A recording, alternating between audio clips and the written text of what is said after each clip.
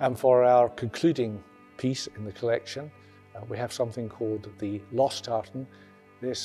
For this we have jumped forward to the period of the Highland Revival, a period that ran broadly from 1780, 1782, when the Act of Repeal allowed people to wear Highland clothes again, right through till about 1830, 1840. So really up until Queen Victoria came to the throne. That period there.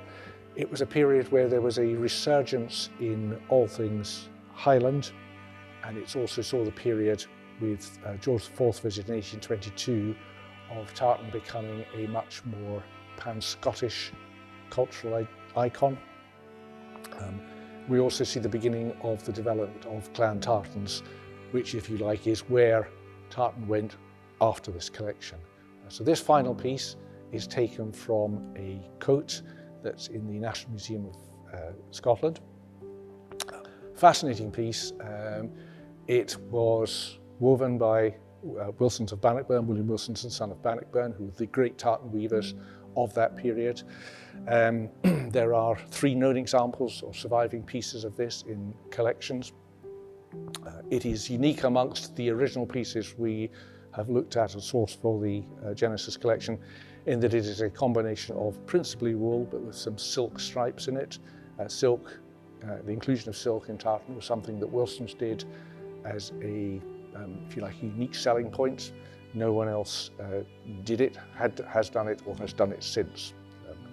Myself excluded, I've done it as a hand weaver, but it's technically quite difficult.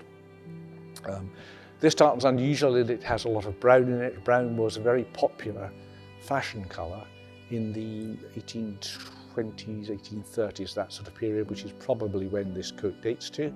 Quite interestingly, at the time it was being sold as, and indeed the original coat is said to have belonged to, a Jacobite, so it was being sold as something associated with Bonnie Prince Charlie.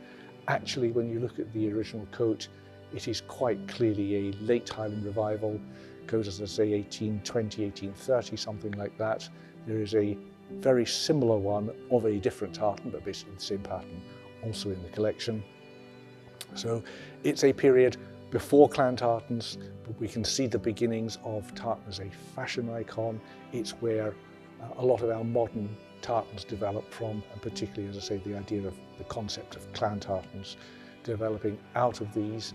This one, therefore, is a unique survivor of that rush to develop new tartans as fashion patterns, as something that had, if you like, a cachet of some sort of historical connection, but that actually the historical connections were being reinvented, reappraised, reimagined at that period.